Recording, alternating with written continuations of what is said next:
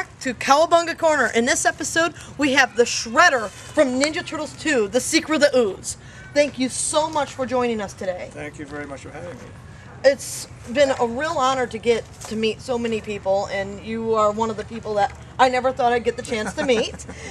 So, there's not really been that many interviews I've noticed throughout the years with the villains from the Ninja Turtle movies. Turtles 2 had the most interviews, but did you ever get interviewed by any magazines or anything for working on Ninja Turtles? I'm trying to. It's been a long time, so. 20 years this year. Yeah. Let me think back. Not really. When we did it, Ninja Turtles was very popular back then, and then since then, though. I don't know. I haven't done any interviews. I meet people who are big fans, but no magazines or anything. Okay. Then you're another one of the ones that were just lost in years with no stories. We're happy to be able to get the story out to the fans. Okay. What inspired you to get into acting? I started acting in high school. I went to an all-boys Catholic school, and by I'd say junior year or so, I wanted to find a place to meet girls, and so I went to the all-girls schools that were around the area and auditioned for shows, figuring this would be a good way to get in shows and hang out with girls instead of guys all the time. So that's how it started, and I kind of got hooked then. Yeah. So you got hooked at an early age and just enjoyed it all the way through. Yeah, pretty much. What was your first film or TV show role? The first TV show I did was actually a voiceover. There used to be an animated series called G.I. Joe, and they brought in a new character called Quick Kick, which was like an Asian American character, and I auditioned for it, and then I got the part, and I did a season of G.I. Joe's that year, I think. So you got your start in voice acting? Yeah, it was kind of the first one. The first one? Yeah. Did you do much more voice acting, or? Occasionally here and there, but not really. It's, when I did it then, again, we're going back, some 20 plus years. It's pretty closed group of actors who do a lot of the stuff, and it's hard to get in. But I wasn't concentrating on that too much. I just kind of the fluke that I got it, which was great for me. But yeah. And all those fans who enjoyed G.I. Joe like myself back in the day. Now, martial arts, I know that's a heavy thing with Ninja Turtles, and I'm sure they checked in. And I've noticed in some of your other films you did martial arts. Did you get into martial arts before you got into acting or after? I think before. I started training, I must have been about 13 or 14, I think. And then I really liked it. I trained for a while, and then, of course, same things always happen. You don't have time or something, I stopped for a while, and then I went back, and then I trained some more, and then I stopped for a while, and so on. So that's been kind of the way it's been. Now, what styles have you trained in? I started in Taekwondo, and then for a little while I was studying Shotokan, and then I went back to Taekwondo, and then since then I've pretty much stuck with Taekwondo. It's been a few years, but I taught it for a couple of years, and then again, like time constraints came up, and I haven't been to a class in a while. But it's like one of those things. I gotta get myself over there and get going, but it's a lot harder these days. Now, with Ninja Turtles, did you hear of the Ninja Turtles before you heard of the role opening for the Shredder, or? I'd heard of them before that. I was a big comic books fan. I still am pretty much. I read a lot of the Ninja Turtle stuff before that, and then I saw the first one. Actually, my friend Jim Saito, who was the first Shredder. I know Jim for because I see him occasionally. But That's cool. yeah, I saw him. I saw the first one. I thought, wow, that's you know, he did a great job of bringing these this big huge rat and these turtles to life, kind of thing, and it was great. And then I guess they just when they were going to do the sequel. I mean, this is the story that I got was that they decided to lighten it up a little bit, and the martial arts, all the stunts were a little more campy, or not as, you know. Not as true to the form. Yeah, It yeah, was yeah. more make it into a show. Yeah, yeah, and actually, as the shredder, I didn't have to do anything. They just they decided not to, you know. All I did was give orders mostly. Yeah. Yeah, I mean, I was like, oh, jeez, I don't get to do it. Okay. I guess And then when there's a fight, they bring in Kevin Nash. yeah, yeah. It's like, well, okay. But it's still fun. It was still fun. Now, how did you get the role of the Shredder? I auditioned for it. There was a call out. I went into audition. I saw, well, you know, a bunch of other guys who auditioned for it, and I guess, you know, whatever, they wanted to cast me. Well, Yeah. It turned out good turned for out, me. yeah. Luck of the draw. Yeah. Yeah. What did you go through for fitting of the costume? Because you didn't have the heavy suit. You didn't get flown to London or anything like that? No, like I the didn't have guys to, did? but Yeah. they had to do the turtles had like major, you know, Yes. the suit was made to their own bodies, and it was all fitted, and it was, I don't know how many thousands of dollars it was, but no, mine was pretty simple. It was basically just a regular. I mean, the big thing was they added this big huge cape, which is kind of a pain in the butt to work with at first. It was like, you know, you're walking around this junkyard set with things sticking out, and you're going, oh, okay. But you know, that was okay. And then the only kind of hard part, not really hard, but just took getting used to, was the helmet, the Shredder helmet, which was actually like steel. So, you know, once you put it on, all you see is this and then a little mouth, but it was pretty heavy, and you can't really. I mean, basically you can't. You know, you got to just keep still, and when you're walking towards your mark or something, and this and that, it took a little while getting used to.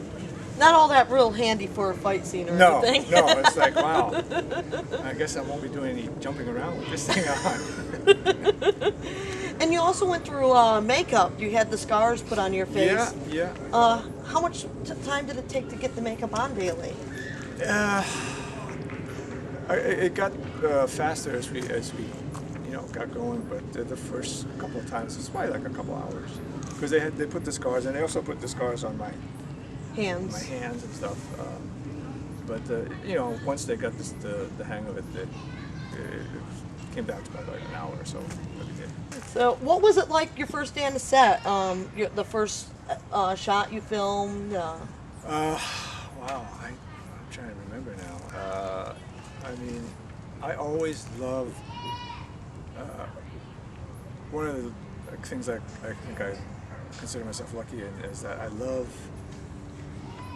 doing what I do, and I love going on the set. And even, you know, I mean, a lot of people complain about waiting around and for a long time and stuff. I just love going on the set and seeing what's happening, and, you know, who's doing what, and getting ready. And I remember going on the set for the first time in where were we? North Carolina, I guess. Yeah. Yeah. And, you know, they had the big junkyard set. I was like, wow, this is great. I you know, I was walking around, just checking everything out, and I think that was the first.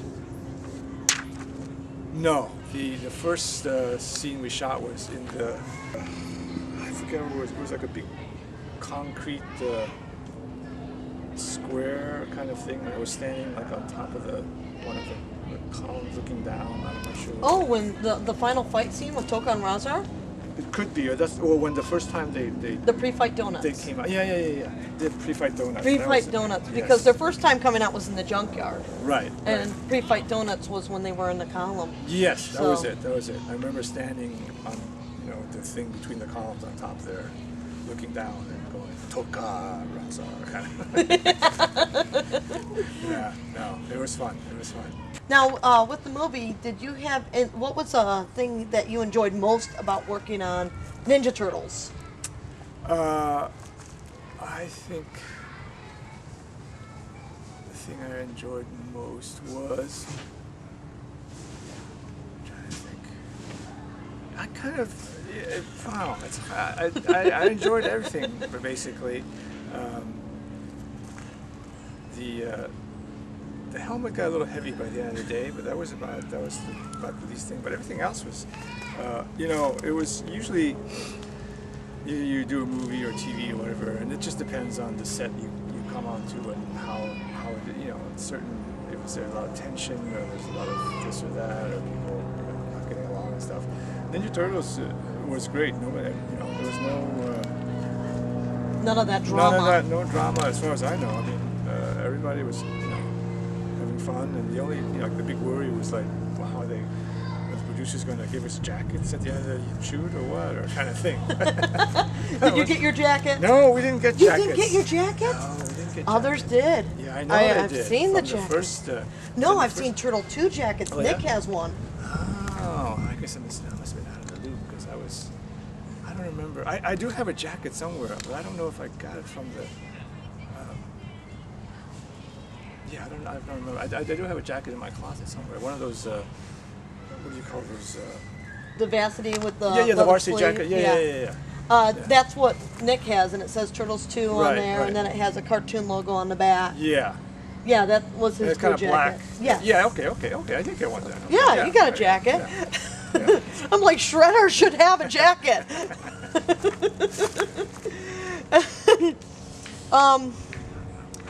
Now, you went through mainly standing around talking, but Yeah. there was a few action scenes, and it doesn't seem like you got to really take part. Like the Super Shredder was Right. Kevin Nash, Yeah, yeah. and then now there was the scene with the Shredder flying through a window. Was that a dummy that was used to go out the When they, nightclub when they yeah. hit the speakers and just pulled that? Yeah. I mean, where he flies out and then drops in the water. Yeah, Yeah. when he just flies out. You don't see what happens Right. on the other end. You hear Right. noise. Yeah. Yeah, I don't think I was there when they filmed that, and I imagine it was either. Did it look like a dummy? It kind of does because it doesn't really move. It looks like it's being pulled on a Yeah. a cord that you can't see. Yeah, probably they used a dummy. I was going to say they might have used a stunt guy, but I don't. He went through backwards and just out that window and arms and legs straight ahead. Right. I'm like, that don't look real. Yeah, it might have been a dummy. I know when they swung Michelangelo around with Razor, they had a dummy Michelangelo. Yeah, So yeah. I figured they had to use more than one dummy there. Yeah. They don't even have you on the set when they're filming your defeat scene. Well, you know, that's the movies, I guess. That's how it works. Now, did you have a favorite set while working on the movie? I liked the. Let's see, there was the junkyard and in the shack and the streets. I guess probably the junkyard was probably my favorite because it was really, you know, the set designer did a great job. It was really detailed and it was like all sorts of stuff around. But you know, you just look at it and go, oh wow, this is, you know. And then you realize, oh, it's not real. It's just all, you know, you go around the corner and it's all made up and you go, wow, they did a great job. Yeah. It's nice when you could be in a set and not realize you're in it till you walk off. Yeah, and this was, you know, you're talking the days before CGI, where everything was pretty much real. Yeah, they had to be built. Yeah. I've been inside the subway layer that was used for that movie, yeah. and it was fascinating walking through and going, it doesn't look like a set at all. You're inside and you're just there. Yeah. I always pictured those half sets that you see on TV for live shows. Right. And so I was surprised to see a nice enclosed. That's how the junkyard was then too. Yeah, huh? it was a big soundstage and everything was, you know, it was huge. It was great. Now I want to see that set. Yeah, I think we took a big, at the end we took a big, like, cast and crew picture, group shot, and that was the set because that was the one that could accommodate everyone. It was huge, you know. We had the crane up and we were all standing there looking up, and it was like hundreds of people in this big room. Yeah. Now, did the Turtle film help your career afterwards, or did you just go on as, would it have made a difference? I don't know if it helped my career. I don't know if it, you know, basically the whole movie, all you saw was That much of this. you? Yeah. But it was just good, you know, in terms of people, I was amazed. I think this was like a year or so after I did the movie, and I was doing another project, and there was a little, this project that David Warner was in, and there was a little girl in the cast, and she was just first time she met, she was like staring at me, and I was like, wow, what's going on? And just from this, she recognized me from the movie. Wow. And I was like, wow, really? That's amazing. How can you?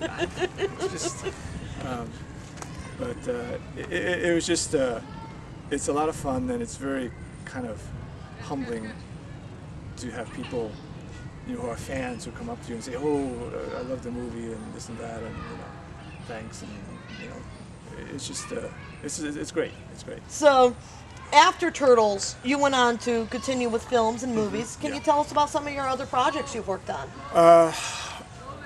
I did mostly film and TV stuff. I did a lot of TV stuff where I was, I'm usually the bad guy. You make a good villain. I don't know why, but I guess there's something about me that's, yeah, I usually play the bad guy. I started, when I was younger, I was like the gang, you know, the gang guy. And then as I got a little older, I guess I got promoted to the head gang guy, and then later on I was usually like the guy in the suit who's the, you know, the drug lord, or you know, Chinatown mafia boss or whatever. It was mostly that. Yeah, and then I mean I did a bunch of films. But these days, I think probably the most people recognize me the most is from the show Lost. You played a lot of doctors. Yeah, now I'm playing. I don't know why I'm playing doctors now, but yeah, that's sort of the what's happening now. And then, but you know, I just did a guest episode on this show called Castle. Which You worked on Castle? Yeah. Oh, that's awesome! Which again, I was the Chinatown, you know, Chinese mafia guy. But, and I'm doing a movie right now called 21 and Over, which is how can I describe it? It's like 3 college kids and you know going through all sorts of hijinks and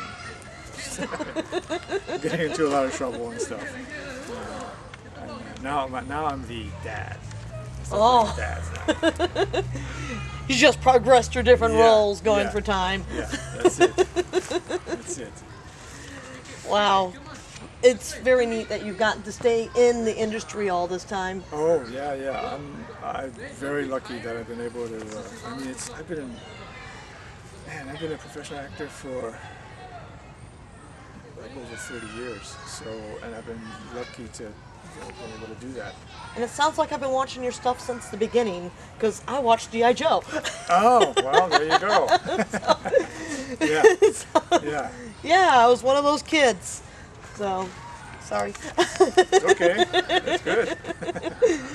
Now, do you have a favorite thing you have done throughout your career? Anything that just stands out as something that you really cherish that you worked on?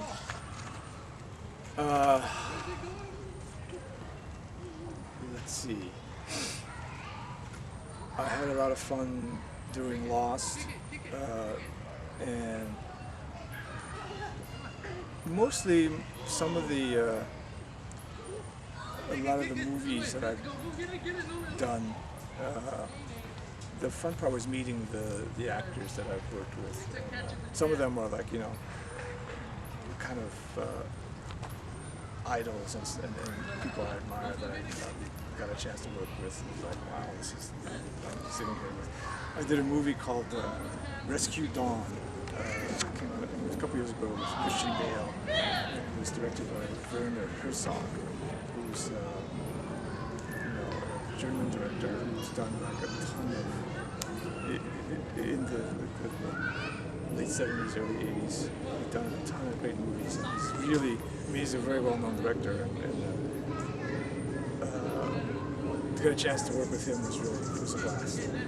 We were filming like in the jungles of Thailand. It's just, it was fun. That had to be fun. Oh, it was fun. That sounds like a blast, Yeah, completely. It was great. So you got a few things you mentioned that we can look forward to coming out. Would these be to the theater or? Castle, I think, is TV. TV. Yeah. I just did it, so it won't be for, I don't know, a few months, I guess. This one, 21 and Over, is a feature. It's by the writers of The Hangover. Right? Ooh. And they're directing it, so it's that kind of weird. It's that kind of crazy It's stuff. going to be a fun movie. Yeah, and we're still shooting it now, so I don't know when it's slated to be released, but it'll be sometime soon, I think. Oh, I can't wait to see that one. Yeah, I that know should be I've fun. enjoyed both the Hangover Yeah. movies. So, is there anything you would like to say to the Turtle fans watching this? Wow, I'm honored and thankful that they're still like Turtle fans, and I guess that it's still popular. It's great to be a part of something like that, and I think are they doing like a new animated thing? A new TV show's coming out next year. We just got a new comic book this month. Right. And in a few years, 2013 or 14, we're supposed to get a new live action movie. Oh, really? Oh, Yeah. That's cool. Right. And then, what was the? It wasn't live action. There was a CGI 2007 movie. Yeah. Okay. Right. Good for you guys. Keeping the Turtles going strong. There you go. Yeah. Thank you so much for joining us. Oh, you're very welcome. Thank you for having me. And we'll see all of you guys next week here on Cowabunga Corner. All right. Keep watching.